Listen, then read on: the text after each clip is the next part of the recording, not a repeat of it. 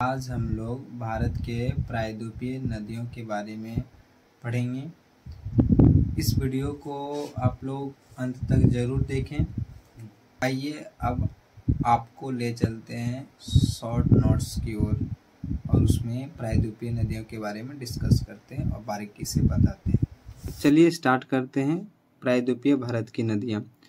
Start करने से पहले हम समझ लेते हैं कि प्रायद्वीपीय किसको बोलते हैं, प्रायद्वीपीय किसे कहा जाता है।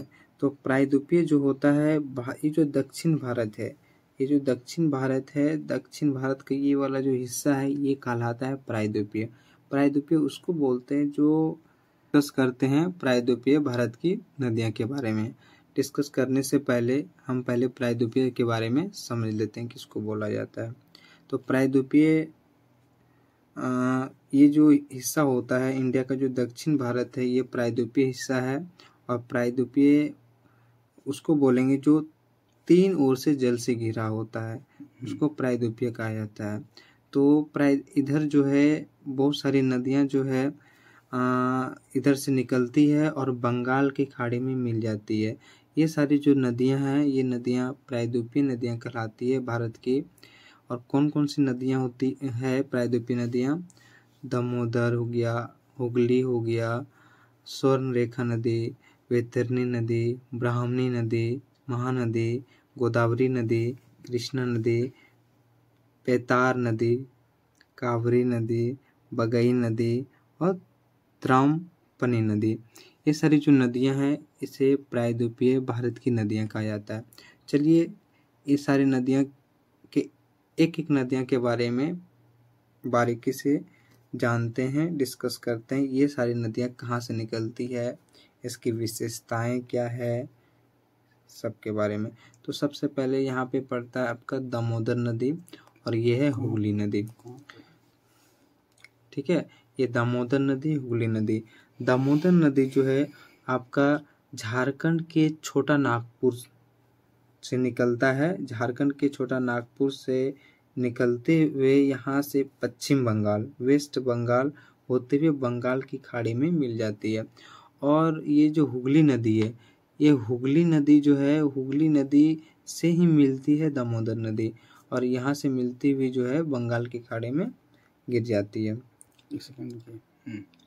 और हुगली नदी जो है आपका पश्चिम बंगाल में पड़ता है और दामोदर नदी झारखंड के छोटा नागपुर से होते हुए हुगली नदी में मिल जाती है। और हुगली नदी कहाँ से निकलती है? पश्चिम बंगाल से निकलती है और यहाँ ये दोनों एक साथ मिलकर के बंगाल की खाड़ी में गिर जाती है। अब आता है आपका यहाँ पे एक पड़ता है स्वर्ण रेखा नदी। यहाँ पे जो है आपका एक पड़ता है स्वर्ण रेखा नदी और ये जो स्वर्ण रेखा नदी है ये रांची के पठार से निकलती है। कहाँ से निकलती है? रांची के पठार से निकलती है। और रांची कहाँ पड़ता है? झारखंड में। और ये झारखंड के रांची के पठार से निकलती है और यहाँ से होते हुए ओडिशा और पश्चिम बंगाल से होते हुए बंगाल की खाड़ी में स्वर्ण रेखा नदी मिल जाती है। चलिए अब आगे बात करते हैं वैतरणी नदी। वैतरणी नदी जो है आपका, इसका जो उद्गम स्थल है वैतरणी नदी का, ये कोइंझर पठार जो है आपका पड़ता है ओडिशा में। और ये जो है नदियाँ ये ओडिशा से डायरेक्ट जाके बे ऑफ बंगाल में गिर जाती है। ये क्वेश्चन पूछा जाता है कि एक कौन सी नदियाँ हैं जो झारखंड से नहीं निकलती है। ये जो प्रायद्वीपीय नदियाँ हैं इस जगह पूछा जाता है कि ऐसा कौन सी नदियाँ हैं जो झारखंड से होते हुए नहीं निकलती है। तो आपका दामोदर नदी झारखंड से निकलती है, ये पश्चिम बंगाल से इधर से होते हुए आती है, ये भी आपका झारखंड से निकलती है। और ये जो ब्राह्मणी नदी है ये भी आपका झारखंड से ही निकलती है।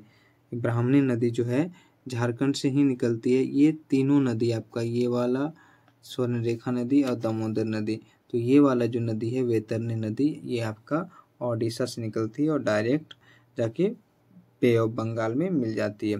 तो इसका आंसर क्या हो जाएगा? वैतरणी नदी।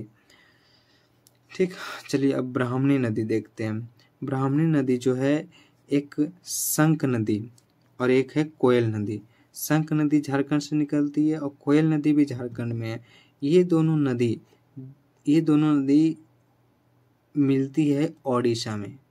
ओडिशा में एक जगह है राउरकेला, वहाँ पे जाकर के मिलती है। और यहाँ से जो है एक ब्राह्मणी नदी निकलती है, इसी को बोलते हैं शंख नदी। और कोयल नदी जिस जगह मिलती है उसको कहा जाता है राउरकेला। ये राउरकेला ओडिशा में है और यहाँ से ब्राह्मणी नदी निकलती है और ब्राह्मणी नदी जाके बे ऑफ बंगाल में मिल जाती है। ठीक, अब चलते हैं महानदी के बारे में। तो महानदी जो है आपका, ये महानदी जो है ये आपका सिंघवा पहाड़ी, कहाँ से? सिंघवा पहाड़ी, जो कहाँ पड़ता है? छत्तीसगढ़ में पड़ता है। वहाँ से ये निकलती है, इसका उद्गम स्थल वहाँ है छत्तीसगढ़ की सिंघवा पहाड़ी। और ये छत्तीसगढ़ से बहती हुई ओडिशा जाती है, ओडिशा से बे ऑफ बंगाल में गिरती है। ठीक है, तो ये हो गया महानदी। अब बात करते हैं अब गोदावरी नदी। गोदावरी नदी जो है ये आपका त्र्यंबकेश्वर, ठीक है, और त्र्यंबकेश्वर और नासिक, ये दोनों जो है आपका पड़ता है महाराष्ट्र में। ठीक है, वहाँ से ये नदियाँ निकलती है, गोदावरी नदी। ठीक, और गोदावरी नदी जो है आपका महाराष्ट्र से बहती हुई ये छत्तीसगढ़ जाती है। छत्तीसगढ़ से आपका तेलंगाना से होते हुए आंध्र प्रदेश, और आंध्र प्रदेश उसके बाद जाकर के ये बे ऑफ बंगाल में मिल जाती है। इसकी जो लंबाई है, पूछा जाएगा गोदावरी नदी की लंबाई कितनी है? 1465 किलोमीटर। 1465 किलोमीटर। दक्षिण भारत, देखिए ये क्वेश्चन पूछा जाता है कि दक्षिण भारत की सबसे लंबी नदी कौन सी है? तो कौन सी नदी है? गोदावरी नदी। ठीक है, दक्षिण भारत की सबसे लंबी नदी गोदावरी नदी। और भारत की दूसरी सबसे लंबी नदी अगर पूछा जाए तो ये गोदावरी ही होगा। अगर भारत की दक्षिण सबसे लंबी नदी पूछा जाएगा तो गोदावरी होगा, और भारत की दूसरी सबसे लंबी नदी अगर पूछा जाए तो गोदावरी इसका आंसर होगा। इसे बृहद गंगा, बूढ़ा गंगा और दक्षिणी गंगा कहा जाता है। इन गोदावरी नदी को बृहद गंगा, बूढ़ा गंगा और दक्षिणी गंगा कहा जाता है। और दक्षिण भारत की ये सबसे लंबी नदी है और भारत की दूसरी सबसे लंबी नदी है। इसकी जो लंबाई है 1465 किलोमीटर है। ठीक है, ये महाराष्ट्र होते हुए छत्तीसगढ़, छत्तीसगढ़ से होते हुए तेलंगाना, आंध्र प्रदेश, तब जाके बे ऑफ बंगाल में मिल जाती है। चलिए अब बात करते हैं गोदावरी नदी। आप देख सकते हैं यहाँ पे है, ये महाराष्ट्र के त्र्यंबकेश्वर, नासिक यहीं पे पड़ता है इस जगह, और यहाँ से जो होते हुए ये फ्लो करती है। हाँ, चलिए अब बात करते हैं कृष्णा नदी। यहाँ पे है कृष्णा नदी। कृष्णा नदी जो है आपका, चलिए अब बात करते हैं कृष्णा नदी। कृष्णा नदी जो है आपका यहाँ पे पड़ता है गोदावरी के बाद, ये कृष्णा नदी है।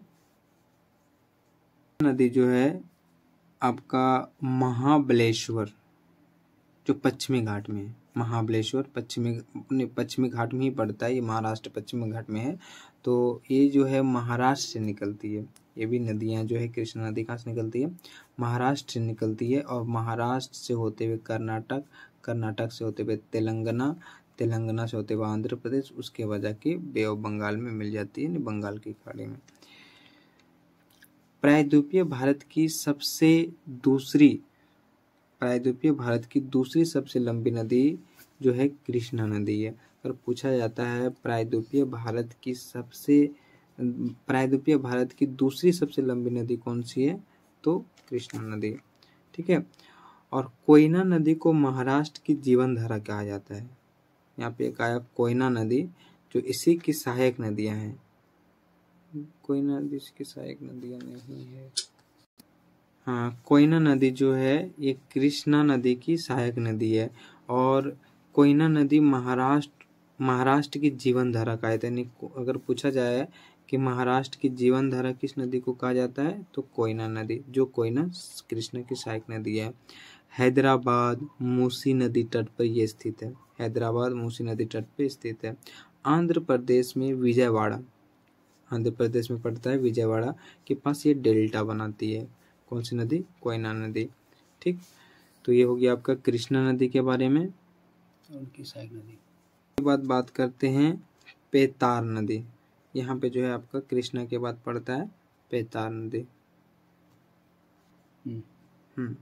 पेतार नदी जो है आपका कर्नाटक के कोलार से निकलती है। पेतार नदी कहाँ से निकलती है? कर्नाटक में है और कर्नाटक के कोलार से निकलती है पेतार नदी। और ये कर्नाटक से शुरू होती है, यहाँ से बहना स्टार्ट होता है और ये आंध्र प्रदेश से बे ऑफ बंगाल में मिल जाती है। अब दूसरा नदी है कावेरी नदी। फिर इधर पढ़ेंगे हम लोग कावेरी नदी।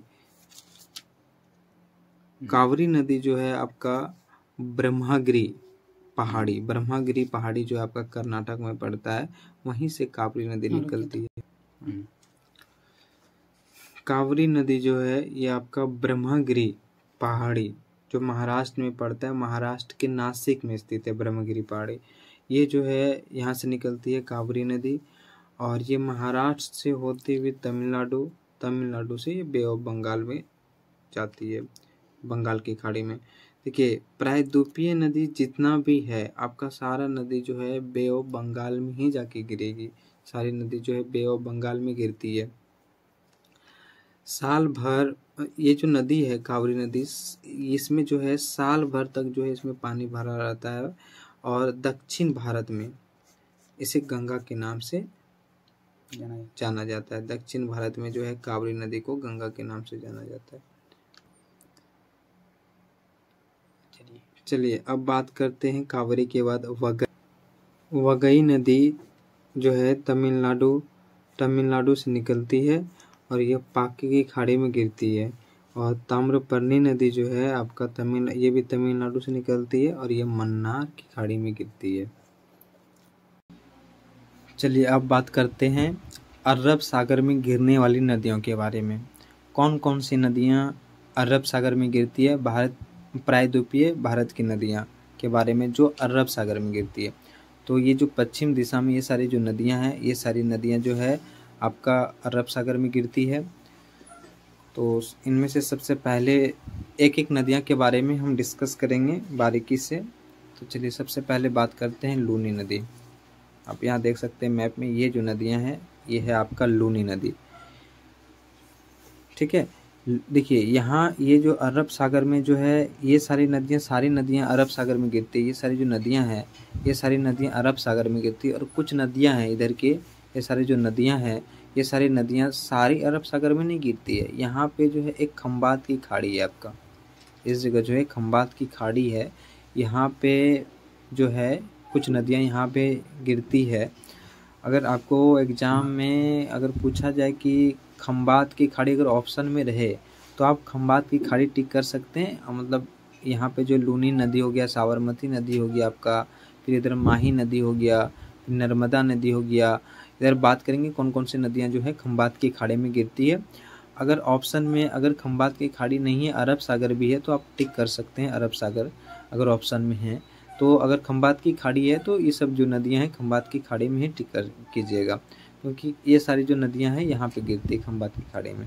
तो इनमें से सबसे पहले बात करते हैं लूनी नदी के बारे में।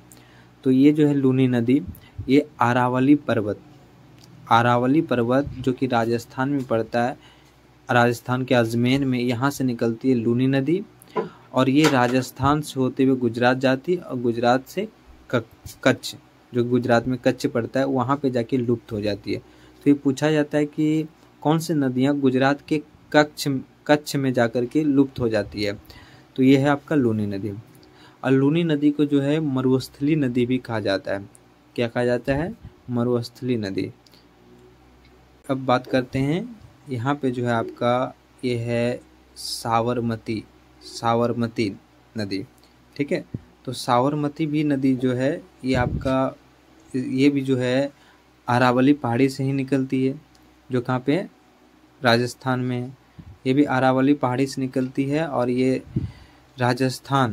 राजस्थान से होते हुए गुजरात और गुजरात से जाकर के खंबात की खाड़ी में गिर जाती है।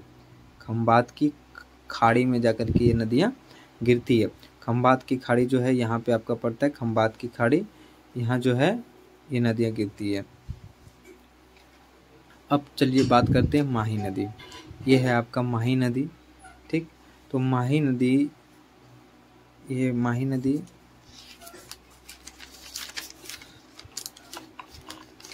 मैप में देख सकते हैं, माही नदी जो है यहाँ पे पड़ता है। और ये जो है आपका, ये है विंध्याचल पर्वत, और एक यहाँ पड़ता है सतपुरा पर्वत। ठीक है, तो इसके ऊपर में, विंध्याचल के ऊपर में यहाँ पे जो है ये आपका है माही नदी। चलिए माही नदी के बारे में पढ़ते हैं।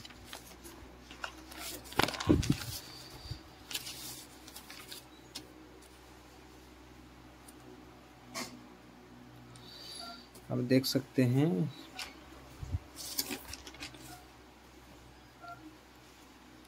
चलिए माही नदी, यहाँ पे माही नदी।